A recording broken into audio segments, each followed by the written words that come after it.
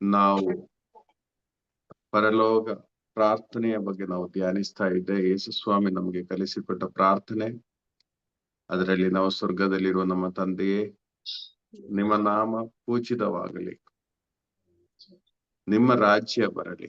ಈ ಮೂರನೆಯ ಭಾಗ ನಾವು ಧ್ಯಾನಿಸುತ್ತಾ ಇದೆ, ನಿಮ್ಮ ರಾಜ್ಯ ಬರಲಿ. ಪ್ರಿಯರೇ, ಅದರ ಬಗ್ಗೆ ನಾವು ನೋಡಿದ್ದೀವಿ. ಯೇಸು ಸ್ವಾಮಿ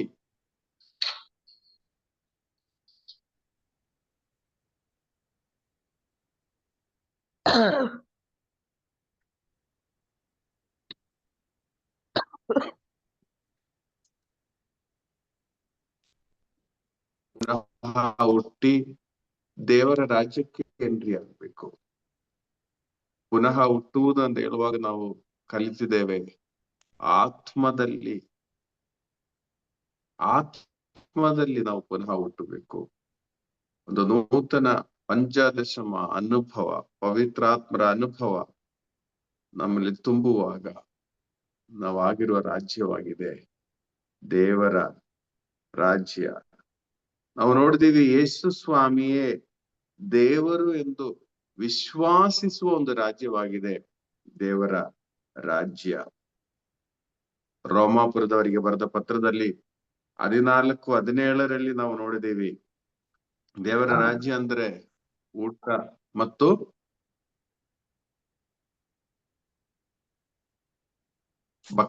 ಊಟ ಮತ್ತು ಓದಿ ರೋಮ 14:17. ಏಕೆಂದರೆ ದೇವರ ತಿನ್ನುವುದರಲ್ಲಿ ಕುಡಿಯುವುದರಲ್ಲಿ ಅಲ್ಲ, ಪವಿತ್ರಾತ್ಮರಿಂದ ಬರುವ ಸತ್ಸಂಬಂಧವಾದ ಶಾಂತಿ, ಸಮಾಧಾನ ಮತ್ತು ಸಂತೋಷ ಇವುಗಳಲ್ಲಿ ಅಡಗಿದೆ. ಪವಿತ್ರಾತ್ಮರ ಸತ್ಸಂಬಂಧದಿಂದ ಬರುವ ಶಾಂತಿ, ಸಮಾಧಾನ ಮತ್ತು ಸಂತೋಷ ಎಂಬುದಾಗಿದೆ ದೇವರ ರಾಜ್ಯದ ಒಂದು ಪ್ರತ್ಯೇಕತೆ ಎಂದು ಹೇಳುವುದು. ಪವಿತ್ರಾತ್ಮರ ಸತ್ಸಂಬಂಧದಲ್ಲಿರುವ ಶಾಂತಿ, ಸಮಾಧಾನ ಮತ್ತು ಸಂತೋಷ ಇವುಗಳಾಗಿದೆ ದೇವರ ರಾಜ್ಯದ ಪ್ರತ್ಯೇಕತೆಗಳು. ನಾವು ನೋಡಿದೀವಿ, ಲೋಕ ಎಂಬುದು ಒಂದು ಫಿಸಿಕಲ್ ರಿಯಾಲಿಟಿ, ದೇವರ ರಾಜ್ಯ ಎಂಬುದು ಒಂದು ಸ್ಪಿರಿಚುವಲ್ ರಿಯಾಲಿಟಿ. ಪ್ರಿಯರೇ, ಇಷ್ಟು ನಾವು ಕಳೆದ ವಾರದಲ್ಲಿ ನಾವು ಧ್ಯಾನಿಸಿದ್ದೇವೆ. ಈ ವಾರಕ್ಕೆ ನಾವು ಎಂಟ್ರಿ ಆಗುವಾಗ ಮತ್ತಾಯನ ಶುಭ ಸಂದೇಶ 11ನೇ ಅಧ್ಯಾಯ 12ನೇ ವಾಕ್ಯದಲ್ಲಿ, ಮತ್ತಾಯನ ಶುಭ ಸಂದೇಶ 11:12. ಯೋಹಾನನು ತನ್ನ ಸಂದೇಶವನ್ನು ಸಾರಿದಿಂದ ಇಂದಿನವರೆಗೆ ಸ್ವರ್ಗ ಸಾಮ್ರಾಜ್ಯವು ನೂಕನುಕಲಿಗೆ ಗುರಿಯಾಗಿದೆ. ಬಲಪ್ರಯೋಗ ಮಾಡುವವರು ಅದನ್ನು ಸ್ವಾಧೀನಪಡಿಸಿಕೊಳ್ಳಲು ಯತ್ನಿಸುತ್ತಿದ್ದಾರೆ. ಓಕೆ ಪ್ರಿಯರೇ, ಯೋಚನೆ ಮಾಡಿ, ಯೋಹಾನನು ಶುಭ ಸಂದೇಶವನ್ನು ಸಾರಿದ ಆ ಸಮಯದಿಂದ, ಯೋಹಾನನು ಏನು ಶುಭ ಸಂದೇಶವನ್ನು ಸಾರಿರುವುದು? ಯೇಸುವಿನ ಮರಣ ಪುನರುತ್ಥಾನ. ಯೋಹಾನನು ಸಾರಿರುವುದು ಏನಾಗಿದೆ? ಯೇಸುವಿನ ದೀಕ್ಷಾ ಸ್ನಾನದ ಸಮಯದಲ್ಲಿ ಯೋಹಾನನು ಹೇಳ್ತಾ ಇದ್ದಾರೆ, ಏನು? ನಾನು ಕೆಳಮಟ್ಟಕ್ಕೆ ಬರ್ಬೇಕು, ಅವರು ಉನ್ನತಿಗೆ ಹೋಗ್ಬೇಕು, ಇವರೇ ಲೋಕದ ಪಾಪಗಳನ್ನು ಪರಿಹರಿಸುವ ದೇವರ ಕುರಿಮರಿ ಎಂಬ ಆ ಶುಭ ಸಂದೇಶವನ್ನು ಸ್ನಾನಿಕ ಯೋಹಾನನು ಸಾರಿದ ಆ ಸಮಯದಿಂದ ಅಂತ ಹೇಳುವಾಗ ಕೆಜಸ್ ನಮ್ಗೆ ಏನ್ ಅರ್ಥ ಆಗ್ತಾ ಇದೆ?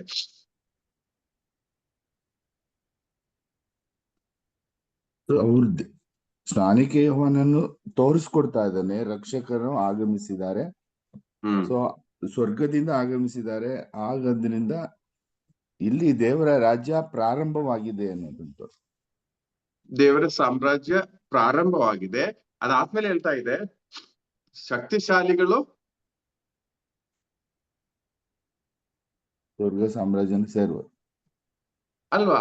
ನೂಕು ಅದ ಓದಿ ಹರ್ಷ ಮತ್ತೊಮ್ಮೆ. ಯೋಹಾನನು ತನ್ನ ಸಂದೇಶವನ್ನು ಸಾರಿದಿಂದ ಇಂದಿನವರೆಗೆ ಸ್ವರ್ಗ ಸಾಮ್ರಾಜ್ಯವು ನೂಕು ನುಗ್ಗಲಿಗೆ ಗುರಿಯಾಗಿದೆ. ಬಲಪ್ರಯೋಗ ಮಾಡುವವರು ಅದನ್ನು ಸ್ವಾಧೀನಪಡಿಸಿಕೊಳ್ಳಲು ಯತ್ನಿಸುತ್ತಿದ್ದಾರೆ. ಈ ಒಂದು ಪಾಯಿಂಟ್ ಅಲ್ಲಿ ಬಲ ಪ್ರಯೋಗ ಮಾಡುವವರು ಸ್ವರ್ಗ ರಾಜ್ಯವನ್ನು, ದೇವರ ರಾಜ್ಯವನ್ನು ಸ್ವಾಧೀನಪಡಿಸುವರು. ಶಶಿಗೆಲ್ಲ ನಿಮ್ಗೆ ಏನ್ ಅರ್ಥ ಆಗ್ತಾ ಇದೆ ಈ ವಿಷಯದಲ್ಲಿ? ನನ್ಗೆ ಈ ಫಸ್ಟ್ ಲೈನ್ ನೋಡಿದ್ರೆ ಸಂದೇಶವನ್ನು ಸಾರಿದನಿಂದ ಇಂದಿನವರೆಗೂ ಸ್ವರ್ಗ ಸಾಮ್ರಾಜ್ಯ ನೂಕು ನುಗ್ಗಲಿಗೆ ಗುರಿಯಾಗಿದೆ ಅಂದ್ರೆ ಎಲ್ಲರೂ ಮನ ಪರಿವರ್ತನೆಯಾಗಿ ಯೇಸುವಿನ ಇದು ಜನನ ಮರಣ ಪುನರುತ್ಥಾನನ ಅರ್ಥೈಸ್ಕೊಂಡು ಸ್ವರ್ಗ ಸಾಮ್ರಾಜ್ಯನ ಎಂಟ್ರಿ ಮಾಡ್ಕೊಳಕ್ಕೆ ಅಂದ್ರೆ ಪರಿಶುದ್ಧತೆಯಿಂದ ಇದ್ ಮಾಡ್ತಾ ಇದಾರೆ ಅಂತ. ಈಗ ನೆಕ್ಸ್ಟ್ ಬಲ ಪ್ರಯೋಗ ಮಾಡುವವರು ಅದನ್ನ ಸ್ವಾಧೀನ ಪಡಿಸಿಕೊಳ್ಳಲು ಅಂದ್ರೆ ಅರ್ಥ ಆಗಿಲ್ಲ. ದೈಹಿಕವಾಗಿ ಬಲ ಪ್ರಯೋಗ ಮಾಡುವರು ಅದಂಗೆ ಮೇಡಮ್ ಅದೇ ಇದ್ರಲ್ಲಿ ನಾನು ಹೇಳ್ತೀನಿ, ದೇವರ ರಾಜ್ಯ ಸ್ಥಾಪನೆ ಆಗುವುದು ಈ ಅಂದ್ರೆ ಸ್ನಾನಿಕ ಯೋಹಾನನು ಶುಭ ಸಂದೇಶವನ್ನು ಸಾರುವ ಅಲ್ಲಿಂದನೇ ಇದ್ರ ಸ್ಟಾರ್ಟಿಂಗ್. ಓಕೆ, ಈ ಲೋಕದಲ್ಲಿ ಈ ಒಂದು ರಾಜ್ಯದ ಸ್ಥಾಪನೆ ಅಲ್ಲಿಂದ ಪ್ರಾರಂಭ ಆಗ್ತಾ ಇದೆ.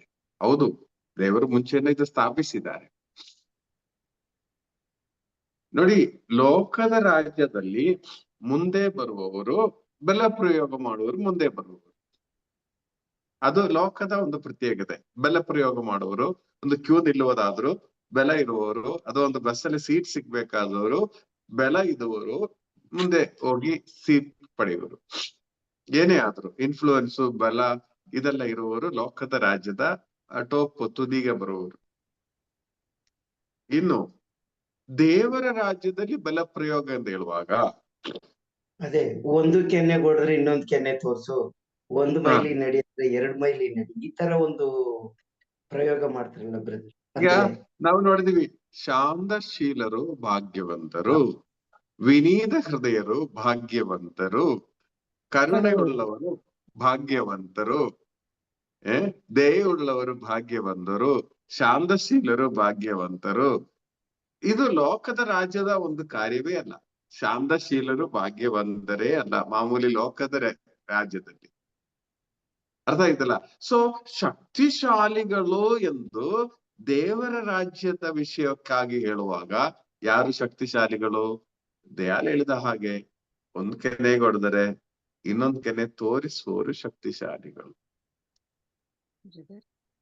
ಒಂದ್ ಸೋರಿ ಹೇಳಕ್ಕೆ ಗಟ್ಸಿರುವವರು ಶಕ್ತಿಶಾಲಿಗಳು, ತಗ್ಗಲು ರೆಡಿಗಿರುವವರು ಶಕ್ತಿಶಾಲಿಗಳು. ದೇವರ ರಾಜ್ಯದಲ್ಲಿ ಬಿಟ್ಟು ಕೊಡಲು ತಯಾರಾದವರು ಶಕ್ತಿಶಾಲಿಗಳು.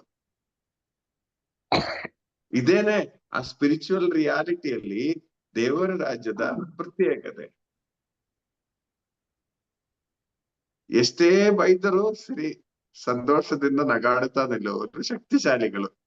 ನಮಗೆ ಇಲ್ಲ ಸಲ್ಲದಂತ ಹೇಳಿದ್ರು ಸುಮ್ನೆ ನಿಲ್ಲುವ, ಅದಕ್ಕೆ ಶಕ್ತಿ ಬೇಕು. ಏನ್ ಹೇಳ್ತೀರಾ? ನಮ್ಗೆ ತುಂಬಾ ನೋವು ಕೊಟ್ರು ಅವರಿಗಾಗಿ ಪ್ರಾರ್ಥಿಸಬೇಕಾದರೆ ನಮ್ಗೆ ಆಧ್ಯಾತ್ಮಿಕ ಶಕ್ತಿ ಬೇಕು. ಸತ್ಯ ಅಲ್ವಾ? ಈ ಶಕ್ತಿ ಇಲ್ಲದೆ ಇದ್ರೆ ನಮಗೆ ಯೇಸುಸ್ವಾಮಿ ಹೇಳಿದ ಯಾವ ನಿಯಮಗಳು ಪಾಲಿಸಲು ನಮ್ಗೆ ಸಾಧ್ಯವಿಲ್ಲ. ಓಕೆ, ಇದಕ್ಕೆ ನಮ್ಗೆ ಶಕ್ತಿ ಬೇಕು. ಕೆಲವು ನಿಯಮಗಳು ನಾವು ನೋಡೋಣ. ದೇವರ ರಾಜ್ಯದ ಕೆಲವು ನಿಯಮಗಳು. ಮಾರ್ಕನ ಶುಭ ಸಂದೇಶ 9ನೇ ಅಧ್ಯಾಯ 35ನೇ ವಾಕ್ಯ.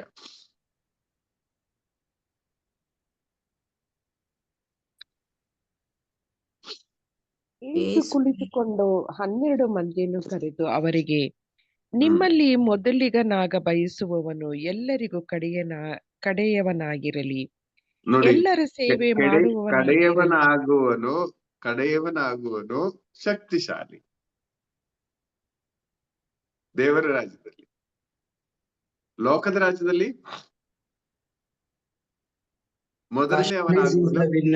ಫಸ್ಟ್ ಪ್ಲೇಸ್ ಬಂದವನು ವಿನ್ನರ್. ಶಕ್ತಿಶಾಲಿ. ಅರ್ಥ ಆಯ್ತಲ್ಲ? ಸೊ ಈ ದೇವರ ರಾಜ್ಯದ ಶಕ್ತಿಶಾಲಿ ಅಂತ ಹೇಳುವರು ನೀವೆಷ್ಟು ತಾಳ್ಮೆಯಿಂದ ನಿಲ್ಲಲು ಸಾಧ್ಯ, ನೀವೆಷ್ಟು ಏನ್ ಹೇಳಿದ್ರ ಪರಿಶುದ್ಧಿಯಲ್ಲಿ ನಿಲ್ಲಲು ಸಾಧ್ಯ. ನಿಜವಾಗಿ ಹೇಳೋದಾದ್ರೆ ಪ್ರಿಯರೇ, ನಮ್ಮ ಶಕ್ತಿ ಅಂದರೆ ನಮ್ಮ ಪರಿಶುದ್ಧಿಯಾಗಿದೆ. ನಿಜವಾಗಿಯೂ ಪರಿಶುದ್ಧಿಯಾಗಿರೋ ಒಂದು ವ್ಯಕ್ತಿಯನ್ನು ಮುಟ್ಟಲು ಒಬ್ಬರಿಗೂ ಸಾಧ್ಯ ಆಗಲ್ಲ. ಹೇಳ್ಬಹುದು, ಇಲ್ಲ ಸಲ್ಲದಂತ ಬೇಕಾದಷ್ಟು ಹೇಳ್ಬಹುದು, ಅದರಲ್ಲೂ ಅವನು ಶಾಂತನಾಗಿ ನಿಲ್ತಾನೆ. ನಾನು ನಿಮ್ಗೆ ಮದರ್ ತೆರೇಸರವರ ಒಂದು ಸಂಭವ ಹೇಳಿದ್ದೇನೆ. ಅವರೊಂದು ಊರಿಗೆ ಹೋಗುವಾಗ ಒಂದು ಗೂಳಿ ಯಾರಿಗೂ ಕಂಟ್ರೋಲ್ ಮಾಡಕ್ ಆಗ್ತಾ ಇರ್ಲಿಲ್ಲ ಅಂದೆ. ಆದ್ರೆ ಮದರ್ ತೆರೇಸರವರು ಅಲ್ಲಿಗೆ ಹೋದಾಗ ಈ ಗೂಳಿ ತಲೆ ಬಾಗಿಸಿ ನಿಂತಂತೆ. ಮದರ್ ತೆರೇಸೆಗೆ ಶಕ್ತಿ ಎಷ್ಟಿದೆ ಲೋಕದ ರೀತಿಯಲ್ಲಿ, ಆದರೆ ಅವರಲ್ಲಿರುವ ಆಧ್ಯಾತ್ಮಿಕ ಶಕ್ತಿಯಿಂದ ಆ ಗೂಳಿಯನ್ನು ನಿಯಂತ್ರಿಸಲು ಸಾಧ್ಯವಾಯಿತು. ಪ್ರಿಯರೇ, ದೇವರ ರಾಜ್ಯದಲ್ಲಿ ಶಕ್ತಿಶಾಲಿಗಳು ಎಂದರೆ ಅಧಿಶಕ್ತಿ ಎಂದು ಹೇಳೋದು ನಮ್ಮ ಪರಿಶುದ್ಧಿಯೇ ಆಗಿದೆ. ಪರಿಶುದ್ಧಿ ಇರುವವರು ಅಧಿಶಕ್ತಿಶಾಲಿಗಳು. ಸೊ ಪ್ರಿಯರೇ, ನಮ್ ಪ್ರಾಬ್ಲಮ್ ಏನಂದ್ರೆ ಒಂದ್ ಕಡೆ ಲೋಕದ ಆ ನಿಯಮಗಳು, ಇನ್ನೊಂದ್ ಕಡೆ ದೇವರ ಇದೆಲ್ಲ ಕನ್ಫ್ಯೂಸ್ ಮಾಡಿ ಕಾಂಪ್ಲಿಕೇಟ್ ಮಾಡಿ ಸ್ವಲ್ಪ ಇದು ಸ್ವಲ್ಪ ಅದು ಅಂದ್ರೆ ರೀತಿಯಲ್ಲಿ ತಗೊಳ್ಳುವಾಗಲೇ ನಮ್ಗೆ ಪ್ರಾಬ್ಲಮ್ ಆಗ್ಬೋದು. ನಾವು ಒಮ್ಮೆ ದೇವರ ರಾಜ್ಯದಲ್ಲಿ ಎಂಟ್ರಿ ಆದ್ರೆ ಈ ನಿಯಮಗಳು ನಮ್ಮ ಮನಸ್ಸಲ್ಲಿ ಫಿಕ್ಸ್ ಆಗ್ಬೇಕು. ಮತ್ತಾಯ 5ರಲ್ಲಿರುವ ಎಲ್ಲಾ ನಿಯಮಗಳು ನಮ್ಮಲ್ಲಿ ಬರ್ಬೇಕು. ಆ 8 ಅಷ್ಟಭಾಗ್ಯಗಳು ನಾವು ನಮ್ಮಲ್ಲಿ ತಗೊಳ್ಳುವಾಗ, ಅದರಲ್ಲಿ ನಾವು ತಲ್ಲೀನರಾಗುವಾಗ ಪ್ರಿಯರೇ, ನಾವು ಶಕ್ತಿಶಾಲಿಗಳಾಗುತ್ತೇವೆ. ದೇವರ ರಾಜ್ಯದ ಶಕ್ತಿಶಾಲಿಗಳಾಗ್ತೇವೆ.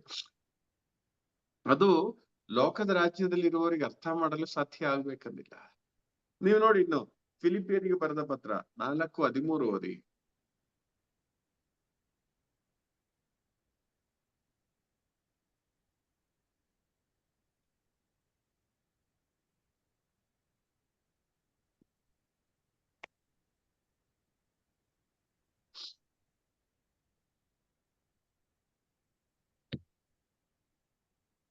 ಸರ್ವೇಶ್ವರನ ಶಕ್ತಿಯಿಂದ ಸರ್ವವನ್ನು ಸಾಧಿಸುವ ಸಾಮರ್ಥ್ಯ ನನಗಿದೆ.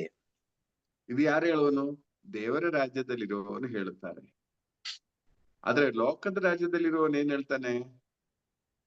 ನನ್ಗೆ ಮಾಡ್ತೀನಿ. ಪೊಲಿಟಿಕಲ್ ಇನ್ಫ್ಲೂಯೆನ್ಸ್ ಇದ್ರೆ, ಹಣ ಇದ್ರೆ ನಾನು ಏನ್ ಬೇಕಾದ್ರೂ ಮಾಡುವನು ಅಂತ ಹೇಳುವರು. ಆದ್ರೆ ದೇವರ ರಾಜ್ಯದಲ್ಲಿರುವವನು ಏನ್ ಹೇಳ್ತಾನೆ? ಸರ್ವೇಶ್ವರನ ಶಕ್ತಿಯಿಂದ ಸಕಲವನ್ನು ಸಾಧಿಸುವ ಸಾಮರ್ಥ್ಯ ನನಗಿದೆ. ಸರ್ವೇಶ್ವರನ ಶಕ್ತಿಯಿಂದ ಸಕಲವನ್ನು ಸಾಧಿಸುವ ಸಾಮರ್ಥ್ಯ ನನಗಿದೆ. ನಾವ್ ಹೇಳ್ತೀವಿ ಇದೆಲ್ಲ ನೀವು ಸುಮ್ನೆ ಹೇಳಿ, ಆದ್ರೆ ಕಾರ್ಯ ನಡೆಯಬೇಕಾದ್ರೆ ಈ ಕಡೆ ಯಾರಾದ್ರೂ ಇನ್ಫ್ಲೂಯೆನ್ಸ್ ಬೇಕು ಎಂಬ ರೀತಿಯಲ್ಲಿ ನಾವು ಹೇಳ್ತೀವಿ. ಲೋಕದ ರಾಜ್ಯದಲ್ಲಿರುವವರು ಹಾಗೆ ಹೇಳ್ತಾರೆ. ದೇವರ ರಾಜ್ಯದಲ್ಲಿ ಇರುವವರು ಏನ್ ಹೇಳ್ತಾರೆ? ಸರ್ವೇಶ್ವರನ ಶಕ್ತಿಯಿಂದ ಸಕಲವನ್ನು ಸಾಧಿಸುವ ಸಾಮರ್ಥ್ಯ ನನಗಿದೆ ಎಂದೇಳಿ. ನಮ್ಗೆ ನಿಜವಾಗಿಯೂ ಪೌಲನ ಈ 2 ರಾಜ್ಯದಲ್ಲೂ ಜೀವಿಸಿದ ಆ ವ್ಯಕ್ತಿಗೆ ಒಂದು ಉದಾಹರಣೆ ಆಗ್ತದೆ. ಲೋಕದ ರಾಜ್ಯದಲ್ಲಿ ಜೀವಿಸಿ ತುಂಬಾ ಹೆಸರು ಪಡೆದ ಸಂತ ಪೌಲನು ದೇವರ ರಾಜ್ಯದಲ್ಲಿ ಜೀವಿಸಿದ ರೀತಿ ನಮಗೆ ಗೊತ್ತು. ಯಾವುದು ಶ್ರೇಷ್ಠವಾಗಿತ್ತು ಪ್ರಾಕ್ಟಿಕಲ್ ಆಗಿ ನೋಡುವುದಾದ್ರೆ, ಈವನ್ ಒಂದು ಲೋಕದ ದೃಷ್ಟಿಯಲ್ಲಿರುವ ವ್ಯಕ್ತಿ ನೋಡಿದರೂ ಅವನ ಅರ್ಥ ಆಗ್ತದೆ, ದೇವರ ರಾಜ್ಯದಲ್ಲಿ ಅವನು ಜೀವಿಸಿದ ರೀತಿ ಭಯಂಕರವಾಗಿದೆ, ತುಂಬಾ ಶ್ರೇಷ್ಠವಾಗಿದೆ ಎಂಬುದು.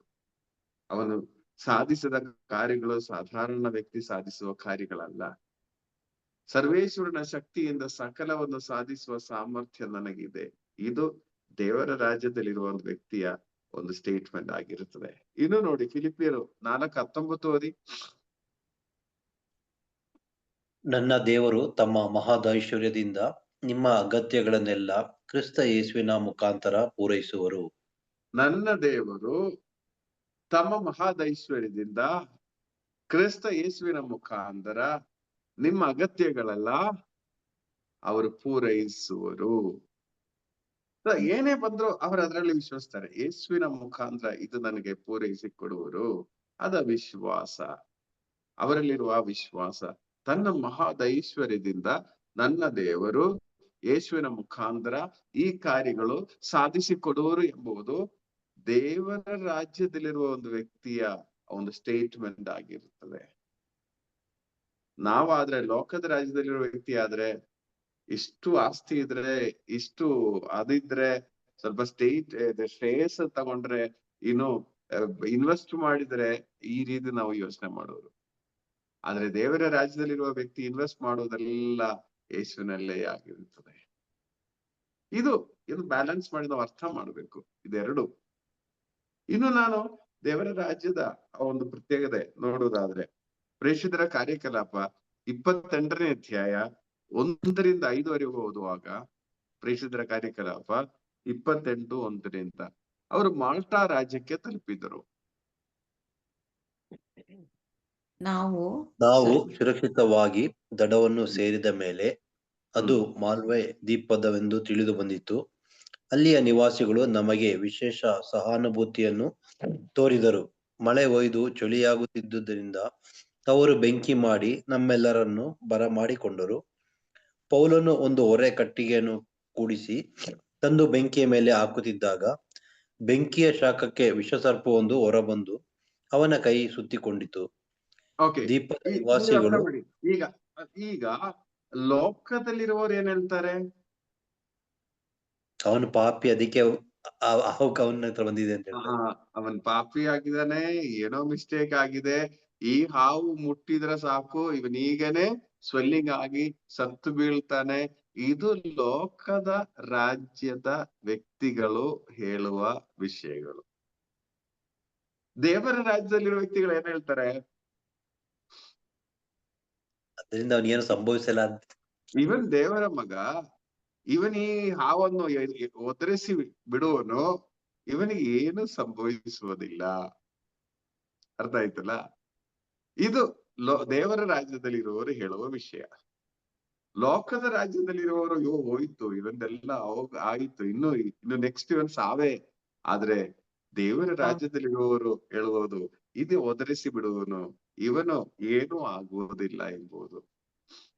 ಅದಾದ್ಮೇಲೆ ಲೋಕದಲ್ಲಿರುವವರು ಏನ್ ಹೇಳ್ತಾರೆ? ಇವನ್ ದೇವರು, ಇವನೇ ಒಂದು ದೊಡ್ಡ ದೇವರ ಹಾಗಿರುವ ವ್ಯಕ್ತಿ. ಅದು ಲೋಕದಲ್ಲಿರುವವನು ಹೇಳುವುದು. ದೇವರ ರಾಜ್ಯದಲ್ಲಿರುವವರಿಗೆ ಈ ಒದರಿಸಿ ಬಿಟ್ರೆ ಇವನ್ ದೇವರೇನೂ ಆಗಲ್ಲ, ದೇವರ ಮಕ್ಕಳೇ ಅಷ್ಟೇ. ದೇವರು ಅಂತ ಯಾರು ಹೇಳಲ್ಲ. ಅದು ಲೋಕದಲ್ಲಿರುವವರು ಸ್ವಲ್ಪ ಏನೋ ಒಂದು ಸ್ಥಾನ ಬಂದು ಸ್ವಲ್ಪ ಅವರು ದೇವರು ಅಂತ ರೀತಿಯಲ್ಲಿ ಹೇಳುವರು ಇಲ್ಲ. ಆದ್ರೆ ದೇವರ ರಾಜ್ಯದಲ್ಲಿರುವವರು ಪೌಲ ದೇವರ ಮಗ ಅಷ್ಟೇ, ದೇವರ ರಾಜ್ಯದಲ್ಲಿರುವ ಒಂದು ವ್ಯಕ್ತಿ. ದೇವರ ರಾಜ್ಯದಲ್ಲಿರುವವರು ಮಾಡುವುದು ಇದೇನೆ, ಒದರಿಸಿ ಬಿಡುವರು. ಪ್ರಿಯರೇ, ನಾವು ಈಗ ನೀವು ನೋಡಿ, ದೇವರ ರಾಜ್ಯದಲ್ಲಿರುವ ವ್ಯಕ್ತಿಗೂ ಲೋಕದ ರಾಜ್ಯದಲ್ಲಿರುವ ವ್ಯಕ್ತಿಗೆ ನೋಡಿ, ಯೇಸುಸ್ವಾಮಿ ಬಹಿರಂಗ ಜೀವನಕ್ಕೆ ಬಂದಾಗ ಅವರನ್ನು ಮುಟ್ಟಿದವರೆಲ್ಲ ಸೌಖ್ಯ ಪಡೆದರು. ಇದು ದೇವರ ರಾಜ್ಯದ ಒಂದು ಪ್ರತ್ಯೇಕತೆ. ಸತ್ತವರಿಗೆ ಅವರು ಜೀವ ಕೊಟ್ರು. ಇದು ಮಾಮೂಲಿ ನಡೆಯುವ ಸಂಭವ ದೇವರ ರಾಜ್ಯದಲ್ಲಿ. ಆದ್ರೆ ಲೋಕದ ರಾಜ್ಯದಲ್ಲಿ ಇದ್ರ ದೊಡ್ಡ ಅದ್ಭುತ ಆಗ್ತದೆ. ದೆವ್ವ ಓಡಿ ಹೋಯ್ತು, ಅಯ್ಯೋ ಭಯಂಕರ ಅದ್ಭುತ ಆಯ್ತು.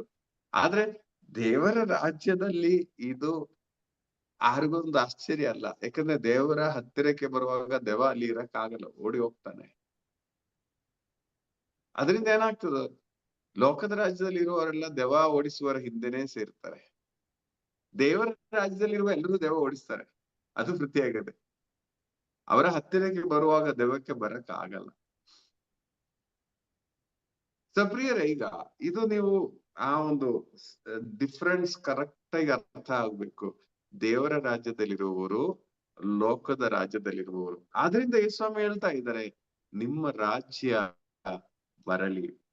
ಈ ಲೋಕದ ರಾಜ್ಯ ಅಲ್ಲ, ನಿಮ್ಮ ರಾಜ್ಯ. ನಮ್ಗೆ ಪ್ರಾರ್ಥನೆ ಮಾಡಲು ಕಲಿಸಿಕೊಡ್ತಾ ಇದ್ದಾರೆ, ನಿಮ್ಮ ರಾಜ್ಯ ಬರಲಿ ಎಂದೇಳಿ. ಸೊ ಆ ದೇವರ ರಾಜ್ಯದ ಇಂಪಾರ್ಟೆನ್ಸ್ ಅನ್ನು ಸಂಪೂರ್ಣವಾಗಿ ತಿಳಿಸಿಕೊಟ್ಟ ನಂತರ ಶಿಷ್ಯರಿಗೆ ಹೇಳ್ತಾ ಇದ್ದಾರೆ, ನಿಮ್ಮ ರಾಜ್ಯ ಬರಲಿ ಎಂದು ಪ್ರಾರ್ಥಿಸು ಎಂದು. ಪ್ರಿಯರೇ, ಅದಕ್ಕೆ ಯೇಸುಸ್ವಾಮಿ 2-3 ಉದಾಹರಣೆಗಳು ಹೇಳ್ತಾ ಇದ್ದಾರೆ ದೇವರ ರಾಜ್ಯದ ಪ್ರತ್ಯೇಕತೆ. ಮತ್ತಾಯನ ಶುಭ ಸಂದೇಶ 13ನೇ ಅಧ್ಯಾಯ ದೇವರ ರಾಜ್ಯದ ಬಗ್ಗೆ ಹೆಚ್ಚಾಗಿ ಹೇಳ್ತಾ ಇದ್ದೇನೆ. ಮತ್ತಾಯನ ಶುಭ ಸಂದೇಶ 13ನೇ ಅಧ್ಯಾಯ 33ನೇ ವಾಕ್ಯದಲ್ಲಿ ಹೇಳ್ತಾ ಇದೆ, ಯೇಸು ಸ್ವಾಮಿ ಮತ್ತೊಂದು ಸಾಮತೆಯನ್ನು ಜನರಿಗೆ ಹೇಳಿದರು. ಹ್ಮ್ ಸ್ವರ್ಗ ಸಾಮ್ರಾಜ್ಯ ಹುದುಗಿಬ್ಬಿಸುವ ಹುಳಿಯನ್ನು ಹೋಲುತ್ತದೆ. ಹ್ಮ್ ಅದನ್ನು ಒಬ್ಬಾಕೆ ತೆಗೆದುಕೊಂಡು 3 ಸೇರು ಹಿಟ್ಟಿನಲ್ಲಿ ಕಲಿಸಿದಳು. ಆ ಹಿಟ್ಟೆಲ್ಲ ಹುಳಿಯಾಯಿತು. ನೋಡಿ, ಈ ದೇವರ ರಾಜ್ಯದ ಪ್ರತ್ಯೇಕತೆಗಳು ಹೇಳ್ತಾ ಇದ್ದಾರೆ.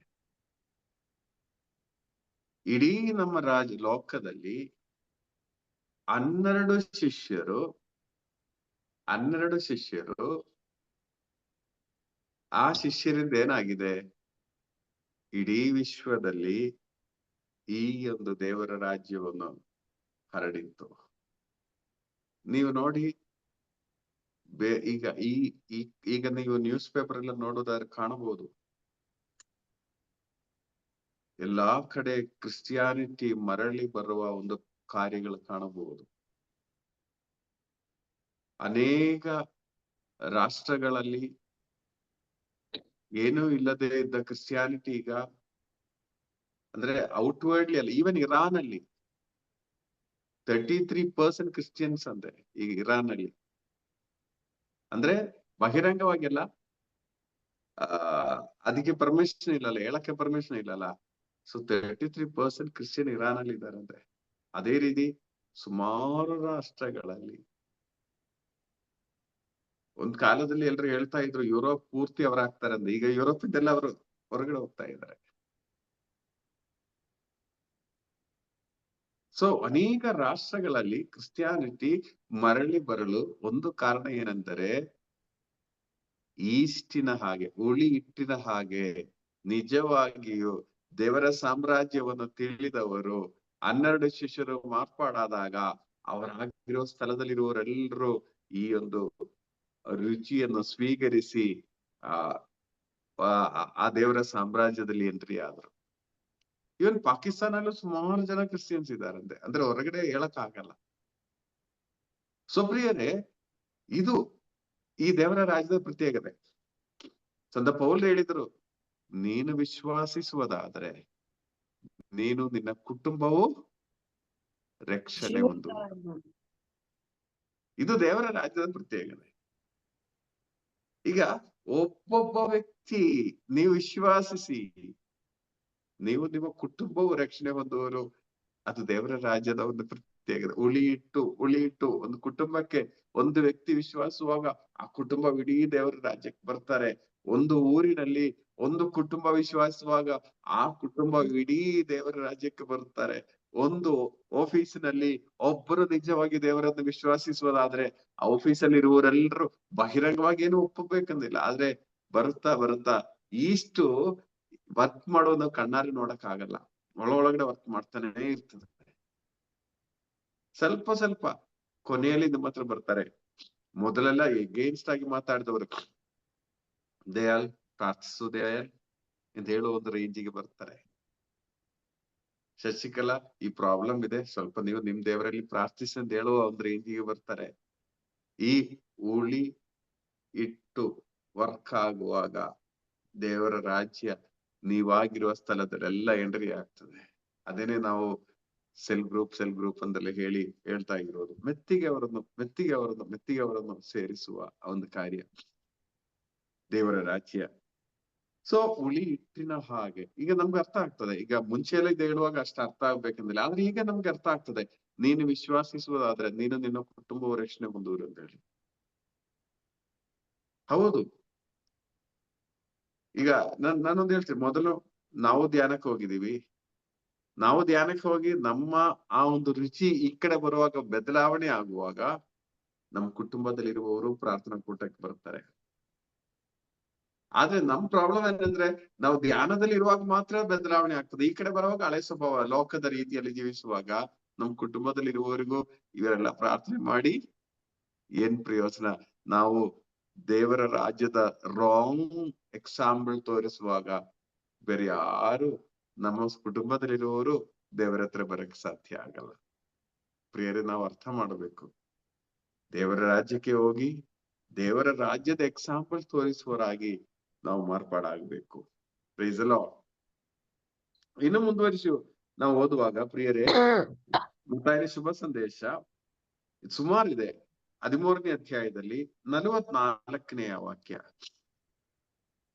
ಸ್ವರ್ಗ ಸಾಮ್ರಾಜ್ಯವನ್ನು ಹೊಲದಲ್ಲಿ ಹೂಳಿಟ್ಟ ನಿಧಿಗೆ ಹೋಲಿಸಬಹುದು. ಇದನ್ನು ಒಬ್ಬನು ಪತ್ತೆ ಹಚ್ಚಿ ಅಲ್ಲಿಯೇ ಮುಚ್ಚಿಡುತ್ತಾನೆ. ತನಗಾದ ಸಂತೋಷದಿಂದ ಹೋಗಿ ತನಗೆ ಇದ್ದ ಬದ್ದುದನ್ನೆಲ್ಲ ಮಾರಿ ಈ ಹೊಲವನ್ನೇ ಕೊಂಡುಕೊಂಡು ಬಿಡು. ಒಂದು ನಿಮಿಷ. ಸ್ವರ್ಗ ಸಾಮ್ರಾಜ್ಯ ತನ್ನದಾಗಿಸುವ ಆ ರೀತಿ, ಒಂದು ಗೆದ್ದೆಯಲ್ಲಿ ಒಬ್ರು ಕೆಲಸ ಮಾಡ್ತಾ ಇದ್ದಾರೆ. ಮೇ ಬಿ ಸುಮಾರು ಜನ ಕೆಲಸ ಮಾಡ್ತಾ ಇರ್ಬೋದು. ಒಂದು 5-6 ಎತ್ತುಗಳು ಅನ್ನು ಇದು ಮಾಡಿ ಕೆಲಸ ಮಾಡ್ತಾ ಇರಬಹುದು. ಕೆಲಸ ಮಾಡ್ತಾ ಇರುವಾಗ ಒಬ್ಬನಿಗೆ ಅರ್ಥ ಆಯ್ತು, ಏನೋ ಒಂದು ನಿಧಿ ಅಲ್ಲಿ ಸಿಗ್ತಾ ಇದೆ. ಅವನೇನ್ ಮಾಡಿದ? ಅದೇನು ಅಲ್ಲಿ ಅನೌನ್ಸ್ ಮಾಡಿಲ್ಲ. ನನಗೆ ನಿಧಿ ಸಿಕ್ತು ಅಂತ ಆ ತಕ್ಷಣ ಅನೌನ್ಸ್ ಮಾಡಿಲ್ಲ. ಅವನೇನ್ ಮಾಡಿದ? ಅದಾಗಿಯೇ ಕವರ್ ಮಾಡಿಟ್ಟು, ಸರಿ ನಾವು ಇವತ್ತು ಕೆಲಸ ಮುಗಿಸೋಣ ಅಂತ ಹೇಳಿ ಎಲ್ರು ಹೋಗಿದ ನಂತರ ಏನ್ ಮಾಡಿದ? ತನ್ನದೆಲ್ಲ ಮಾರ್ಕೊಂಡು ಇದನ್ನ ಪರ್ಚೇಸ್ ಮಾಡ್ತಾರೆ. ಅಲ್ಲಲ್ಲ, ಅವರಿಗೆ ಗೊತ್ತಾಯಿತು ಇಲ್ಲಿ ನಿಧಿ ಇದೆ. ನೆಕ್ಸ್ಟ್ ಇವನ್ ಏನ್ ಮಾಡಿದ್ರಂದ್ರೆ, ಆ ಜಾಗದ ಓನರ್ ಹತ್ರ ಹೋಗಿ ಈ ಜಾಗಕ್ಕೆ ಎಷ್ಟು, ಈ ಸೈಟಿಗೆ ಎಷ್ಟು ರೇಟ್ ಬರಬಹುದು ಅಂತ ಹೇಳಿದ್ರು. ಅವ್ರು ಹೇಳಿದ್ದಾರೆ ಇದಕ್ಕೆ ಒಂದು 50 ಲಕ್ಷ ಬೇಕು ಅಂತ ಹೇಳಿ. ಇವನಿಗೆ ಗೊತ್ತು ಇದು 50 ಲಕ್ಷಕ್ಕೆ ತಗೊಂಡ್ರು 50 ಕೋಟಿ ಇದೆ ಅಂತ. 50 ಕೋಟಿ ಆಸ್ತಿ ಇದೆ ಇಲ್ಲಿ. ಅರ್ಥ ಆಯ್ತಲ್ಲ? ಇವನೇನ್ ಮಾಡಿದ? ಹೋಗಿ ತನಗಿರುವ ಸುಮಾರು ಸೈಟ್ಗಳಂದ್ರೆ ಎಕರ್ ಗಟ್ಟಲೆ ಜಾಗ ಮಾರಿ 50 ಲಕ್ಷ ರೆಡಿ ಮಾಡಿ ಈ ಸೈಟ್ ತಗೊಳಕ್ಕೆ ಬಂದ. ಎಲ್ರು ಯಾಳಿಸಿರ್ಬೋದು ಇವನನ್ನು, ಅಲ್ವಾ? ನನಗಿರುವುದೆಲ್ಲ ಮಾರಿ ಈ ಚಿಕ್ಕ ಸೈಟ್ಗೆ ಯಾಕೆ ಮಾರ್ಬೇಕಿತ್ತು? ಯಾಕೆ ಪ್ರಿಯರೇ? ಅನುಭವ ಇರುವವರಿಗೆ ಮಾತ್ರ ಹೇಳಕ್ಕೆ ಸಾಧ್ಯ ಈ ಸೈಟ್ ತಗೊಳ್ಳುವುದೇ ಲಾಭ ಎಂದೇಳಿ. ಅರ್ಥ ಆಯ್ತಲ್ಲ? ನಿಜವಾಗಿ ಹೇಳ್ತೀನಿ ಪ್ರಿಯರೇ, ಈ ದೇವರ ರಾಜ್ಯದ ಆ ಶಕ್ತಿಯನ್ನು ತಿಳಿದ ವ್ಯಕ್ತಿಗೆ ಈ ಲೋಕದ ರಾಜ್ಯವೆಲ್ಲ ಒಂದ್ ಕಡೆ ಬದಿಗುತ್ತಿ ದೇವರ ರಾಜ್ಯ ಸ್ವಂತವಾಗಿಸುವರು. ಆದ್ರೆ ಇದು ಅರ್ಥ ಮಾಡ್ಬೇಕು. ನಮ್ ಪ್ರಾಬ್ಲಮ್ ಏನಂದ್ರೆ, ಆ ದೋಣಿಯಲ್ಲೂ ಒಂದ್ ಕಾಲು, ಈ ದೋಣಿಯಲ್ಲೂ ಒಂದ್ ಕಾಲು. ಪ್ರಿಯರೇ, ಈ ರೀತಿ ಜೀವಿಸುವುದರಿಂದ ನಾವು ಆದಿಯಲ್ಲಿದ್ದ ಹಾಗೆ ಈಗಲೂ ಯಾವಾಗಲೂ ಹೀಗೇ ನಾವಾಗಿದ್ದೇವೆ, ಅಲ್ವಾ? ಒಂದ್ ಕಡೆ ನಿಲ್ಲುವರಾಗ್ಬೇಕು ನಾವು. ಒಂದ್ ಕಡೆ ತಿಳಿದ್ರೆ ನಿಜವಾಗಿ ಎಲ್ಲಾ ವಿಷಯದಲ್ಲೂ ಅಷ್ಟೇನೆ, ಒಂದೇ ಕಡೆ ನಾವು ನಿಲ್ಬೇಕು. ಒಂದ್ ಕಡೆ ನಿಲ್ಲುವವರು ಬೆಳೆಯುತ್ತಾರೆ, 100 ಕಡೆ ಕಾಲಿಡುವವರು ಯಾವುದ್ರಲ್ಲೂ ಬೆಳೆಯಲ್ಲ. ಅದರಲ್ಲೂ ಸಂತೃಪ್ತಿ ಇಲ್ಲ, ಇದರಲ್ಲೂ ಸಂತೃಪ್ತಿ ಇಲ್ಲ, ಇದರಲ್ಲೂ ಸಂತೃಪ್ತಿ ಇಲ್ಲ. ಪ್ರಿಯ, ಒಂದೇ ಕಡೆ ನಿಲ್ಲಲು ನಾವು ಪ್ರಯತ್ನ ಪಡ್ಬೇಕು. ಈ ವ್ಯಕ್ತಿಗೆ ಗೊತ್ತಾಯಿತು, ಇದೇನೇ ಆಸ್ತಿ, ಇದೇನೇ ನಿಜ ಆಸ್ತಿ. ಜಾಗ ಕಡಿಮೆ ಇರಬಹುದು, ಪರವಾಗಿಲ್ಲ, ಜನ ಕಡಿಮೆ ಇರಬಹುದು. ಈ ಗ್ರೂಪ್ ಅಲ್ಲಿ 10 ಜನನಾ? ಅಯ್ಯೋ, 10 ಜನ ಇರೋ ಗ್ರೂಪ್ ಅಲ್ಲಿ ನಾನು ಹೇಗೆ ನಿಲ್ಲೋದು? 100 ಜನ ಇರೋ ಗ್ರೂಪ್ ಅಲ್ಲಿ ನಾವು ನಿಲ್ಲೋಣ. ಪ್ರಿಯರೇ, ನೀವು ಅರ್ಥ ಮಾಡ್ಬೇಕು, ಎಲ್ಲಿ ನಿಂತರೆ ಬೆಲೆ ಇದೆ.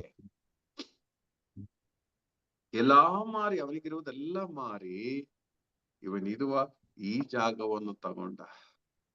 ಮನೇಲಿ ಇರುವವರು ಅವನು ಇದು ಮಾಡಿದ. ನಿಮ್ ಬುದ್ಧಿ ಇಲ್ವಾ, ಮೂರ್ಖನು ಎಂದೆಲ್ಲ ಹೇಳಿದ, ಅಲ್ವಾ? ನಾವು ಈ ಮುಂಚಾಣೆಯದ್ದು ಪ್ರಾರ್ಥನೆಗೆ ಬರುವಾಗ ಜನ ಹೇಳ್ತಾರಲ್ಲ, ಈ ಒಂದು ಆಸ್ತಿ ಇರುವ ಜಾಗ ತಗೊಳಕ್ ರೆಡಿ ಮಾಡುವಾಗ ನಮ್ಮ ಮನೇಲಿರುವವರೇ ಹೇಳ್ತಾರೆ, ಈ ಮುಂಚಾಣೆ ಈ ಚಳಿಯಲ್ಲಿ ಎದ್ದೇಳ್ಬೇಕಾ? ಸ್ವಲ್ಪ ನಿದ್ರೆ ಮಾಡಬಾರ್ದಾ? ಈ ರೀತಿಯಲ್ಲಿ ಎದ್ರೆ ಸುಸ್ತಾಗ್ತದೆ, ಹುಷಾರಿಲ್ದೆ ಆಗ್ತದೆ, ನಿಮ್ಗೆ ತಲೆನೋವು ಬರೋದು ಇದೇ ಕಾರಣ. ಇದೆಲ್ಲ ಹೇಳಿ ಹೇಳಿ ಹೇಳಿ ನಮ್ನ ಇದು ಮಾಡ್ತಾರೆ. ಇದು ಈ ದೇವರ ರಾಜ್ಯದಲ್ಲಿ ಎಂಟ್ರಿ ಆಗಲು ಸುಲಭವಾಗಿ ಲೋಕದ ರಾಜ್ಯದಲ್ಲಿ ಇರುವವರಿಗೆ ನಮ್ಮನ್ನು ಅಲೋ ಮಾಡಲ್ಲ. ಆದ್ರೆ ಈ ವ್ಯಕ್ತಿ ಇರುವುದೆಲ್ಲ ಮಾರಿ ಒಂದು ದೃಢ ತೀರ್ಮಾನ ತಗೊಂಡ. ಸ್ವಲ್ಪ ಅದು ಸ್ವಲ್ಪ ಇದು ಒಂದಲ್ಲ, ನನ್ಗೆ ಅದು ಸಾಕು, ಅದೇ ಸಾಕು, ದೃಢ ತೀರ್ಮಾನ ತಗೊಂಡ್ರ. ನಮ್ ಪ್ರಾಬ್ಲಮ್ ಏನಂದ್ರೆ, ಈ ದೃಢ ತೀರ್ಮಾನ ನಾವು ತಗೊಳಲ್ಲ. ಎಲ್ರದ್ದು ಒಂದ್ ಕಡೆ ಬ್ಯಾಲೆನ್ಸ್ ಮಾಡಿ ಜೀವಿಸುವರು ನಾವು. ದೃಢ ತೀರ್ಮಾನ ತಗೋಬೇಕು ಈ ವ್ಯಕ್ತಿಯ ಹಾಗೆ. ನೋಡಿ, ಮತ್ತೊಮ್ಮೆ 44 ಓದಿ. ಸ್ವರ್ಗ ಸಾಮ್ರಾಜ್ಯವನ್ನು ಹೊಲದಲ್ಲಿ ಹೂಳಿಟ್ಟ ನಿಧಿಗೆ ಹೋಲಿಸಬಹುದು. ಹ್ಮ್ ಇದನ್ನು ಒಬ್ಬನು ಪತ್ತೆ ಹಚ್ಚಿ ಅಲ್ಲಿಯೇ ಮುಚ್ಚಿಡುತ್ತಾನೆ. ಅಲ್ಲೇ ತನಗಾದ ಮುಚ್ಚಿಡ್ಲ. ಹ್ಮ್ ಮುಂದುವರಿಸಿ. ತನಗಾದ ಸಂತೋಷದಿಂದ ಹೋಗಿ ತನಗೆ ಇದ್ದು ನನಗೆ ಬದ್ದುದನ್ನೆಲ್ಲ ಅಷ್ಟು ಸಂತೋಷವಾಯಿತು. ಈ ನಿಧಿ ಕಂಡು ಹಿಡಿದ ನಂತರ ಅವನಿಗೆ ನಿದ್ರೆ ಮಾಡಕ್ ಆಗಿಲ್ಲ. ಸಂತೋಷದಿಂದ ತುಂಬಿ ತುಳುಕ್ತಾ ಇದ್ದಾನೆ. ಅವನಿಗೆ ಈ ಸಂತೋಷ ಅನುಭವಿಸಿದ ನಂತರ ಅವನು ಯೋಚನೆ ಮಾಡಿದ್ರು, ಇದು ನೋಡಿದಾಗಲೇ ಇಷ್ಟು ಸಂತೋಷ ಆಗೋದಾದ್ರೆ ಇದು ನನ್ನದಾಗಿಸುವಾಗ ಇನ್ನೆಷ್ಟು ಸಂತೋಷ ಬರಲ್ಲ. ಅವನ್ ಸಂತೋಷ ತನ್ನದಾಗಿಸಿ ತನಗೆ ಸಂತೋಷ ಎಂಬ ರೀತಿಯಲ್ಲಿ ಕಂಡಿರುವುದೆಲ್ಲ ಮಾರಿ ಈ ಜಾಗವನ್ನು ತಗೊಂಡ್ರು. ಪ್ರೀಸಲೋ ಪ್ರಿಯರೇ, ಈ ವ್ಯಕ್ತಿಯ ಹಾಗೆ ನಾವು ಆಗಬೇಕು. ನಿಜವಾದ ನಿಧಿ ಇರುವ ಸ್ಥಳ ನಾವು ಕಂಡುಹಿಡಿಯಬೇಕು. ಕಂಡುಹಿಡಿದೀವಿ, ಆದ್ರೆ ಇರ್ಲಿ, ಹೇಗಾದ್ರೂ ಒಂದು ನಿಧಿ ಅಲ್ಲೇ ಇರ್ತದೆ. ಈ ಮುಂಜಾನೆ ಪ್ರಾರ್ಥನೆ ಇದ್ದೇ ಇರ್ತದೆ ಇಲ್ಲಿ. ನಾವು ಈ ಸ್ವಲ್ಪ ಮಧ್ಯೆ ಆ ಕಡೆನೂ ಹೋಗೋಣ, ಸ್ವಲ್ಪ ಈ ಕಡೆನೂ ಹೋಗೋಣ, ಮತ್ತೆ ಯಾವತ್ತಾದ್ರೂ ಒಮ್ಮೊಮ್ಮೆ ಇಲ್ಲಿ ಬಂದು ಸೇರಿದ್ರೆ ಸಾಕಲ್ಲ. ಈ ಭಾವನೆಯಿಂದ ಏನಾಗ್ತದೆ, ನಿಜ ಸಂತೋಷವನ್ನು ಅರಿತರು ನಾವು ಬೇರೆ ಬೇರೆ ಕಡೆ ಓಡಾಡ್ತಾ ಇದ್ದಾರೆ. ನೋಡಿ, ಇನ್ನು ಮುಂದುವರಿಸಿ ಓದಿ 46ನೇ ಸ್ವರ್ಗ ಸಾಮ್ರಾಜ್ಯವನ್ನು ಉತ್ತಮವಾದ ಮುತ್ತು ರತ್ನಗಳನ್ನು ಹುಡುಕಿಕೊಂಡು ಹೋಗುವ ವರ್ತಕನಿಗೂ ಹೋಲಿಸಬಹುದು. ಅನಗ್ರಿಯವಾದ ಒಂದು ಮುತ್ತನ್ನು ಕಂಡ ಕೂಡಲೇ ವರ್ತಕ ತನ್ನ ಆಸ್ತಿ ಪಾಸ್ತಿನೆಲ್ಲ ಮಾರಿ ಆ ಮುತ್ತನ್ನು ಕೊಂಡುಕೊಳ್ಳುತ್ತಾನೆ. ಮುತ್ತನ್ನು ತಗೊಳ್ಳಲು ಹೋಗುವ ಒಂದು ಬಿಸಿನೆಸ್ ಮ್ಯಾನ್ ನೋಡುವಾಗ ಒಂದು ಮುತ್ತು ನೋಡಿದಾಗ ಇದು ನೋಡಿ, ಇದು ಕೋಟಿ ರೂಪಾಯಿ ಬೆಲೆ ಬರುತ್ತೆ, ಎಲ್ರಿಗೂ ಗೊತ್ತಾಗಿಲ್ಲ. ಇದು ಕಂಡ ತಕ್ಷಣನೇ ಇವನೇನ್ ಮಾಡಿದ, ಹೋಗಿ ತನ್ನ ಅಂಗಡಿಯಲ್ಲಿರುವ ಎಲ್ಲಾ ಮುತ್ತು ಮಾರಿ ಈ ಮುತ್ತನ್ನು ತನ್ನದಾಗಿಸಿದ. ಇದು ಬಂದ್ರೆ ಬಾಕಿ ಎಲ್ಲ ಬಂದ ಹಾಗೆ. Praise the Lord. ಅರ್ಥ ಆಗ್ತಾ ಇದೆಯಾ ಪ್ರಿಯರೇ? ಇದು ದೇವರ ರಾಜ್ಯದ ಬೆಲೆ, ಪ್ರತ್ಯೇಕತೆ, ವೀಟೇಜ್. ಅದಕ್ಕೇನೆ ಯೇಸು ಸ್ವಾಮಿ ಹೇಳಿದರು ಲೂಕನ ಶುಭ ಸಂದೇಶ 9ನೇ ಅಧ್ಯಾಯ 59ನೇ ವಾಕ್ಯದಲ್ಲಿ. ತುಂಬಾ ಮುಖ್ಯವಾದ ಒಂದು ವಚನ ಇದು. ಲೂಕ 9:59.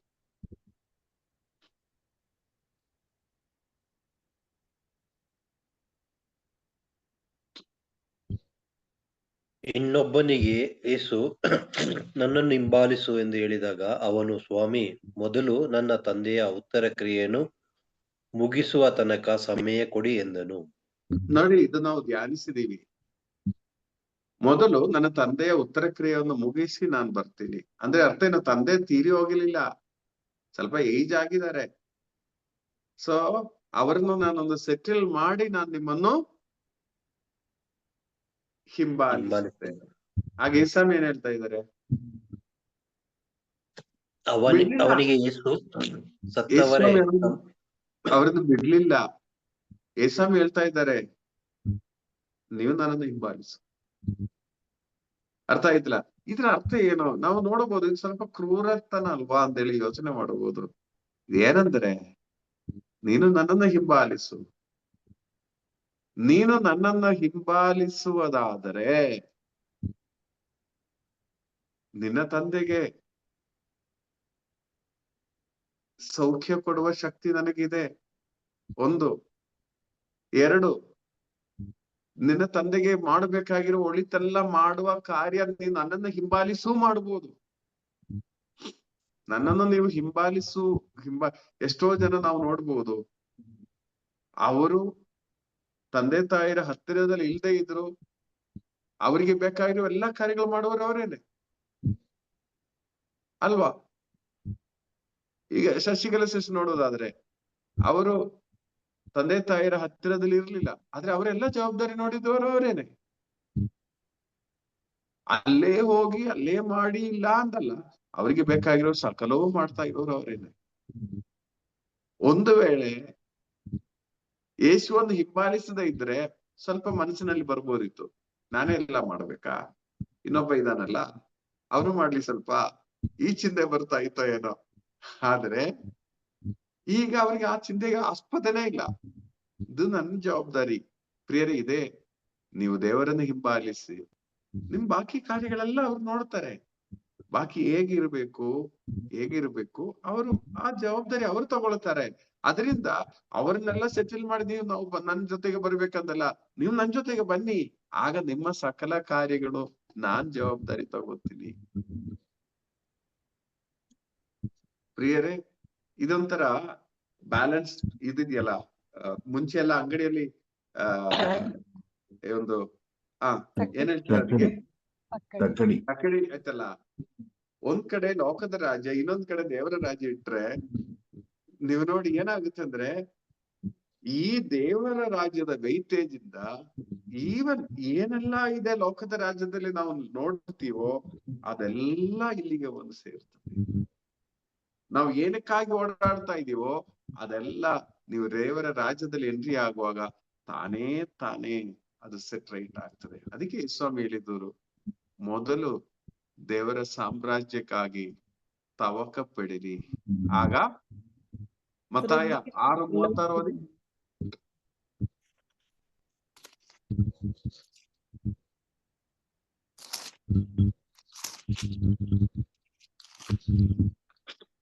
ನೀವಾದರೂ ಮೊದಲು ದೇವರ ಸಾಮ್ರಾಜ್ಯಕ್ಕಾಗಿ ಅದರ ತತ್ಸಂಬಕ್ಕಾಗಿ ತವಕ ಪಡಿ. ದೇವರ ಸಾಮ್ರಾಜ್ಯಕ್ಕಾಗಿ ನೀವು ತವಕ ಪಡಿರಿ, ಆಗ ಇದರೊಂದಿಗೆ ಅವೆಲ್ಲವೂ ನಿಮಗೆ ನೀಡಲಾಗುವುದು. ಇದರೊಂದಿಗೆ ನೀವು ಈ ಲೋಕದಲ್ಲಿ ಏನೆಲ್ಲಾ ತವಕ ಪಡ್ತಾ ಇದ್ದೀರಿ ಅದೆಲ್ಲವೂ ಸೇರುತ್ತದೆ. ನಾವೇನ್ ಮಾಡ್ತೀವಿ, ಮೊದಲು ಇದು ಸೆಟ್ ರೈಟ್ ಮಾಡಿ ದೇವರ ಸಾಮ್ರಾಜ್ಯಕ್ಕಾಗಿ ತವಕ ಪಡ್ತೀವಿ, ನಾವು ಯೋಚನೆ ಮಾಡ್ತೀವಿ. ಆದ್ರೆ ಈ ಸ್ವಾಮಿ ಹೇಳ್ತಾ ಇದ್ದಾರೆ, ಇದು ಸೆಟ್ ರೈಟ್ ಮಾಡಲು ನಿಮ್ಮಿಂದ ಸಾಧ್ಯ ಇಲ್ಲ. ಮೊದಲು ನೀವು ದೇವರ ರಾಜ್ಯಕ್ಕಾಗಿ ತವಕ ಪಡಿರಿ, ಆಗ ನೀವೇನೆಲ್ಲಾ ಸೆಟ್ ರೈಟ್ ಮಾಡ್ಬೇಕಂತ ಆಸೆ ಪಡ್ತಾ ಇದೆಯೋ, ನಿಮ್ಮ ಮನೆಯವರನ್ನು ರೆಡಿ ಮಾಡ್ಬೇಕಂತ ಆಸೆ ಪಡ್ತಾ ಇದೆಯೋ, ನಿಮ್ ಮಕ್ಕಳನ್ನ ಸರಿ ದಾರಿಯಲ್ಲಿ ತರಬೇಕಂತ ಆಸೆ ಪಡ್ತಾ ಇದ್ದೀರೋ, ಅದೆಲ್ಲ ಆಗಬೇಕಾದ್ರೆ ಮೊದಲು ದೇವರ ಸಾಮ್ರಾಜ್ಯಕ್ಕಾಗಿ ತವಕ ಪಡಿ, ಆಗ ಬಾಕಿ ಇರುವುದೆಲ್ಲ ಸೆಟ್ರೇಟ್ ಆಗ್ತದೆ. ನಿಮ್ಗೆ ಸಾಲ ಕ್ಲಿಯರ್ ಆಗಿ ನೀವು ದೇವರ ಸಾಮ್ರಾಜ್ಯಕ್ಕೆ ಬರ್ತೀವಿ ಅಂತ ಯೋಚನೆ ಮಾಡ್ತಿರೋ, ಮೊದಲು ದೇವರ ರಾಜ್ಯಕ್ಕೆ ಬನ್ನಿ, ಆಗ ಸಾಲ ಎಲ್ಲ ಕ್ಲಿಯರ್ ಆಗ್ತದೆ. ಇದು ಯೇಸು ಸ್ವಾಮಿ ನಮ್ಗೆ ಹೇಳುವ ಒಂದು ವಾಗ್ದಾನ. ಸೊ ಪ್ರಿಯರೇ, ಇದರಿಂದ ಆಲ್ಮೋಸ್ಟ್ ನಮ್ಗೆ ಅರ್ಥ ಆಗಿದೆ ಅಂತ ನನ್ಗೆ ಅನಿಸ್ತಾ ಇದೆ. ದೇವರ ರಾಜ್ಯ ಏನು, ದೇವರ ರಾಜ್ಯದ ಪ್ರತ್ಯೇಕತೆಗಳೇನು, ದೇವರ ರಾಜ್ಯದ ಪ್ರಾಮುಖ್ಯತೆ ಏನು, ಅದರ ಬೆಲೆ ಏನು ಅಂತ ಹೇಳಿ ನಮ್ಗೆ ಅರ್ಥ ಆಗಿದೆ. ಅದಕ್ಕಾಗಿ ನಾವು ಬೆಲೆ ಕೊಡ್ಬೇಕು, ಆಗ ನಾವು ನಿಜವಾಗಿಯೂ ಅದರ ಅನುಗ್ರಹಗಳು ಕಾಣಲು ಸಾಧ್ಯ ಆಗ್ತದೆ.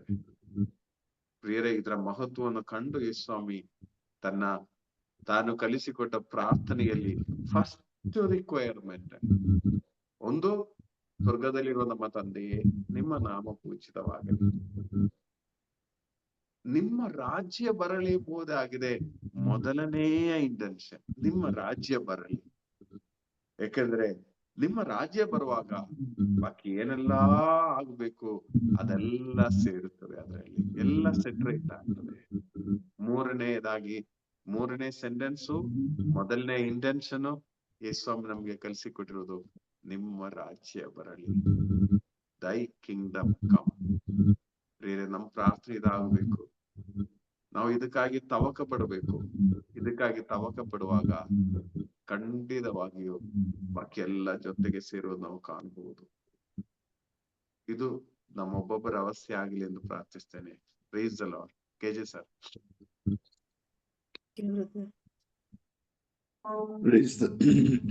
Price the Lord. ಪ್ರಿಯರೇ,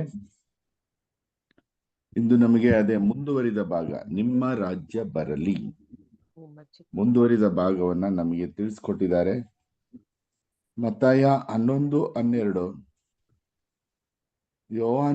ಸ್ನಾನಿಕ ಯೋಹಾನನು ಶುಭ ಸಂದೇಶ ಸಾರಿದಂದಿನಿಂದ ಇಂದಿನವರೆಗೆ ಸ್ವರ್ಗ ಸಾಮ್ರಾಜ್ಯ ನುಗ್ಗಲಿಗೆ ಮತ್ತು ಬಲ ಪ್ರಯೋಗ ಮಾಡುವವರಿಗೆ ಗುರಿಯಾಗಿದೆ. ಅಂದ್ರೆ ಬಲ ಪ್ರಯೋಗ ಮಾಡುವವರು ಅದನ್ನು ಸ್ವಾಧೀನಪಡಿಸಿಕೊಳ್ಳುವರು.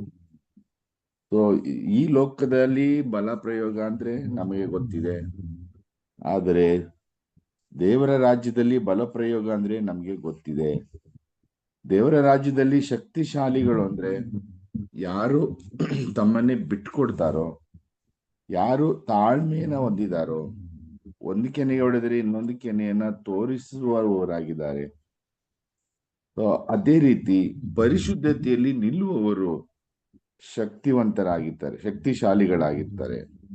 ಸೊ ಪರಿಶುದ್ಧ ವ್ಯಕ್ತಿಯನ್ನ ಮುಟ್ಲಿಕ್ಕೆ ಯಾರಿಗೂ ಸಾಧ್ಯವಿಲ್ಲ. ಸೊ ಆದ್ರೆ ನಮ್ ಸಮಸ್ಯೆ ಏನಂತ ಹೇಳಿದ್ರೆ, ನಾವು ಸ್ವಲ್ಪ ಅಲ್ಲಿ ಸ್ವಲ್ಪ ಇಲ್ಲಿ, ಸ್ವಲ್ಪ ಲೋಕದಲ್ಲಿ ಸ್ವಲ್ಪ ದೇವರ ರಾಜ್ಯದಲ್ಲಿ ಸಿಲುಕಿ ಗೊಂದಲಕ್ಕೆ ಒಳಗಾಗಿದ್ದೇವೆ. ಸೊ ಈ ಗೊಂದಲದಿಂದ ನಾವು ಆಚೆ ಬರಬೇಕು. ಕ್ಲಿಯರ್ ಕಟ್ ಆಗಿ ಒಂದು ಅಲ್ಲಿ ನಿಲ್ಬೇಕು, ಇಲ್ಲ ಅಂದ್ರೆ ಇಲ್ಲಿ ನಿಲ್ಬೇಕು. ಸೊ ಇದನ್ನ ನಮ್ಗೆ ತಿಳಿಸ್ಕೊಟ್ಟಿದ್ದಾರೆ. ಫಿಲಿಪಿಯರಿಗೆ ಬರೆದ ಪತ್ರ 4:13, ಸರ್ವೇಶ್ವರರ ಶಕ್ತಿಯಿಂದ ಸಕಲವನ್ನು ಸಾಧಿಸುವ ಸಾಮರ್ಥ್ಯವನ್ನು ನನಗೆ ನೀಡಲಾಗಿದೆ. ಅಂದ್ರೆ ಸಂತ ಪೌಲರು 2 ಸಾಮ್ರಾಜ್ಯದಲ್ಲೂ ಜೀವಿಸಿದಂತ ವ್ಯಕ್ತಿ ಇಂಥ ಮಾತನ್ನ ಹೇಳಲಿಕ್ಕೆ ಸಾಧ್ಯವಾಗ್ತದೆ. ಈಗ ಅವ್ರಿಗೆ ಗೊತ್ತಿದೆ ಪಕ್ಕ ಯಾವುದು ನಿಜವಾದ ರಾಜ್ಯ, ಯಾವುದು ಲೋಕದ ರಾಜ್ಯ ಇರುವ ವ್ಯತ್ಯಾಸ ಅವರಿಗೆ ಗೊತ್ತಾಗಿದೆ. ಹಾಗಾಗಿ ಈ ಮಾತನ್ನ ಹೇಳುವ ಒಂದು ಹಂತಕ್ಕೆ ಅವ್ರ ಲೆವೆಲ್ಗೆ ಅವರು ತಲುಪಿದ್ದಾರೆ. ಅದೇ ರೀತಿ ಪ್ರೇಷಿತರ ಕಾರ್ಯಕಲಾಪ 28:1, ಲೋಕದ ದೇವರ ರಾಜ್ಯದಲ್ಲಿರುವವರಿಗೆ ಏನು ಸಂಭವಿಸೋದಿಲ್ಲ. ಅದಕ್ಕೆ ಉದಾಹರಣೆಯಾಗಿ ಪೌಲ ಕೈಗೆ ಒಂದು ಹಾವು ಸುತ್ತಕೊಂಡಾಗ ಲೋಕದ ಜನರು ಯಾವ ರೀತಿ ಮಾತಾಡ್ತಾರೆ, ಆದ್ರೆ ದೇವರ ರಾಜ್ಯದಲ್ಲಿರುವವರು ಯಾವ ರೀತಿ ಮಾತಾಡ್ತಾರೆ. ದೇವರ ರಾಜ್ಯದಲ್ಲಿ ಮಾತನಾಡೋದು ಅವ್ರಿಗೆ ಏನು ಸಂಭವಿಸೋದಿಲ್ಲ, ಅದನ್ನ ಜಾಡಿಸಿ ಬಿಡ್ತಾರೆ. ಅದೆಷ್ಟೇ ವಿಶೇಷ ಸರ್ಪ ಆದ್ರೂ ಅವ್ರಿಗೆ ಏನು ಸಂಭವಿಸೋದಿಲ್ಲ. ಆದ್ರೆ ಲೋಕದ ಜನ ಇನ್ನೇನು ಕೈ ಊದ್ಕೊಳ್ತದೆ, ಅವನು ಸತ್ತು ಬೀಳ್ತಾನೆ. ಮತ್ತೆ ಹೇಳ್ತಾರೆ ಇವನು ದೇವರೇ ಸರಿ ಅಂತೇಳಿ. ಸೊ ಇದು ಲೋಕದ ರಾಜ್ಯದಲ್ಲಿರುವ ಜನರ ಒಂದು ಅನುಭವ. ಆದ್ರೆ ದೇವರ ರಾಜ್ಯದಲ್ಲಿರುವ ಜನರ ಅನುಭವವೇ ಬೇರೆ ಆಗಿರ್ತದೆ. ಮತ್ತೆ ಒಂದು ಉದಾಹರಣೆ ಕೊಟ್ರು, ಮತ್ತಾಯ 13:33, ದೇವರ ರಾಜ್ಯ ಹೇಗೆ ಅಂತ ಹೇಳಿದ್ರೆ, ಸೊ ಹುಳಿ ಹಿಟ್ಟನ್ನ ಒಂಚೂರು ಹುಳಿ ಹಿಟ್ಟು ತಗೊಂಡು 3 ಸೇರು ಗೋಧಿ ಹಿಟ್ಟಲ್ಲಿ ಬೆರೆಸಿದ್ರೆ ಅದು ಕ್ರಮೇಣ ಅದೆಲ್ಲವೂ ಹುಳಿ ಆಗ್ಬಿಡ್ತದೆ, ಟೇಸ್ಟೇ ಬದಲಾಗ್ತದೆ. ಸೊ ಅದೇ ರೀತಿ ಕೇವಲ 12 ಮಂದಿ ಶಿಷ್ಯರು ಇಡೀ ವಿಶ್ವದಲ್ಲಿ ಶುಭ ಸಂದೇಶವನ್ನ ಸಾರಿ ಕ್ರೈಸ್ತ ಸಾಮ್ರಾಜ್ಯವನ್ನ ಸ್ಥಾಪನೆ ಮಾಡ್ತಾರೆ. ಸೊ ಇವತ್ತಿಗೂ ಕೂಡ ಅನೇಕ ರಾಷ್ಟ್ರಗಳಲ್ಲಿ, ಯಾವುದೆಲ್ಲ ರಾಷ್ಟ್ರಗಳಲ್ಲಿ ಕ್ರಿಶ್ಚಿಯಾನಿಟಿ ಇಲ್ಲ ಅಂತ ನಾವು ಯೋಚನೆ ಮಾಡ್ತೀವೋ ಆ ರಾಷ್ಟ್ರಗಳಲ್ಲೆಲ್ಲ ಸ್ಪಿರಿಚುವಲ್ ಆಗಿ ಹೊರಗಡೆ ತೋರ್ಪಡಿಕೆಗಲ್ಲ, ಒಳಗಡೆಯಿಂದ ಅನೇಕರು ಕ್ರೈಸ್ತರಾಗ್ತಾ ಇದ್ದಾರೆ. ಸೊ ದೇವರ ಸಾಮ್ರಾಜ್ಯ ಅಲ್ಲಿ ಬೆಳೀತಾ ಇದೆ. ಈ ಒಂದು ವಾಚನೆಗೆ ತಕ್ಕ ಹಾಗೆ ಅದು ಬೆಳೀತಾ ಇದೆ. ಅದೇ ರೀತಿ ಮತ್ತಾಯ 13:44, ದೇವರ ರಾಜ್ಯ ಹೇಗೆ ಅಂತ ಹೇಳಿದ್ರೆ, ಹೊಲದಲ್ಲಿ ಊತಿಟ್ಟ ನಿಧಿ ಹಾಗೆ ಯಾರು ಅದನ್ನ ಕಂಡಿಡಿತಾರೋ ಅದೇನ್ ಮಾಡ್ತಾರೆ, ತನಗಿರೋದನ್ನೆಲ್ಲ ಮಾರಿ ಅದನ್ನ ಪಡ್ಕೊಳ್ತಾರೆ. ಸೊ ದೇವರ ರಾಜ್ಯವನ್ನ ತಿಳಿದವರು ಈ ಕೆಲಸವನ್ನು ಮಾಡ್ಲಿಕ್ಕೆ ಸಾಧ್ಯ. ಲೋಕದ ರಾಜ್ಯದಲ್ಲಿ ಜೀವಿಸುವವರಿಗೆ ಇದನ್ನ ಮಾಡ್ಲಿಕ್ಕೆ ಸಾಧ್ಯವಿಲ್ಲ. ಹಾಗೆ ಮತ್ತಾಯ 13:46, ಒಬ್ಬ ವರ್ತಕ ಉತ್ತಮವಾದ ಬೆಲೆ ಬಾಳುವ ಮುತ್ತು ರತ್ನವನ್ನು ಕಂಡಾಗ ಏನ್ ಮಾಡ್ತಾನೆ, ಅದನ್ನ ಪಡ್ಕೊಳ್ಳಿಕ್ಕೆ ಏನೆಲ್ಲ ಮಾಡ್ತಾನೆ. ಬೇರೆ ಎಲ್ಲವೂ ಅವನಿಗೆ ಗೌಣವಾಗ್ತದೆ. ಅದೊಂದು ಮಾತ್ರ ಅವನ ಮನಸ್ಸಿನಲ್ಲಿ ಉಳಿತದೆ, ಯಾಕಂದ್ರೆ ಅದರ ಬೆಲೆ ಆತನಿಗೆ ಗೊತ್ತಿದೆ. ಸೊ ದೇವರ ರಾಜ್ಯದ ಆ ಒಂದು ಸತ್ಯವನ್ನು ಅರಿತವರಿಗೆ ಇಂಥ ಒಂದು ಪರಿಸ್ಥಿತಿ ಉಂಟಾಗ್ತದೆ. ಹಾಗೆ ಲೂಕ 9:59, ಅಂದ್ರೆ ಒಬ್ಬ ವ್ಯಕ್ತಿಯನ್ನ ಸ್ವಾಮಿ ಹಿಂಬಾಲಿಸಲು ಕರೀತಾರೆ, ಆದ್ರೆ ಆ ವ್ಯಕ್ತಿ ತಂದೆ ತಾಯಿಗಳನ್ನ ಮೊದಲು ನೋಡ್ಕೊಂಡು ಅವ್ರಿಗೆ ಒಂದು ವ್ಯವಸ್ಥೆ ಮಾಡಿ ಬರ್ತೀನಿ ಅಂತ ಹೇಳ್ಬೇಕಾದ್ರೆ ಯೇಸು ಸ್ವಾಮಿ ಹೇಳ್ತಾರೆ, ಮೊದಲು ನೀನು ನನ್ನನ್ನು ಹಿಂಬಾಲಿಸು, ಆಮೇಲೆ ಉಳಿದೆಲ್ಲ ಕಾರ್ಯ ನಿನ್ಗೆ ತಾನಾಗಿ ಬರ್ತದೆ. ನಿನ್ನ ತಂದೆ ತಾಯಿಗೆ ಸೌಖ್ಯ ಕೊಡುವ ಶಕ್ತಿ ನನಗಿದೆ, ಅವರಿಗೆ ಆರೈಕೆ ಮಾಡುವ ಶಕ್ತಿ ನನಗಿದೆ, ಅವರ ಜೀವಿತವನ್ನು ನೋಡ್ಕೊಳ್ಳೋ ಶಕ್ತಿ ನನಗಿದೆ. ಸೊ ಹಾಗಾಗಿ ಮೊದಲು ದೇವರ ಸಾಮ್ರಾಜ್ಯಕ್ಕಾಗಿ ತವಕ ಪಡಿ, ಉಳಿದೆಲ್ಲವೂ ಅದೇ ತಾನಾಗಿ ಲೈನ್ ಆಗಿ ಸೇರ್ತದೆ ಅನ್ನೋದು. ಸೊ ಹೀಗೆ ಮೊದಲು ನಾವು ದೇವರ ರಾಜ್ಯಕ್ಕಾಗಿ ತವಕ ಪಡಿದೆ. ಸೊ ಇಂತಹ ದೇವರ ರಾಜ್ಯ ನಮ್ಮಲ್ಲಿ ಬರ್ಲಿಕ್ಕಾಗಿ ಪ್ರಭು ಯೇಸು ಪ್ರಾರ್ಥನೆ ಮಾಡಿ ಅಂತ ಹೇಳ್ತಾ ಇದ್ದಾರೆ.